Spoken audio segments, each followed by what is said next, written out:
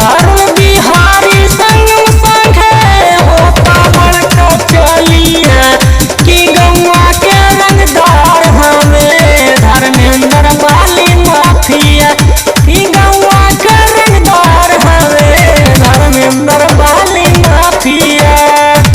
सब लइका संगे पढ़े चले बाली करे कांड हो आधी आधी रही अपने करे छुट्टी के डिमांड हो।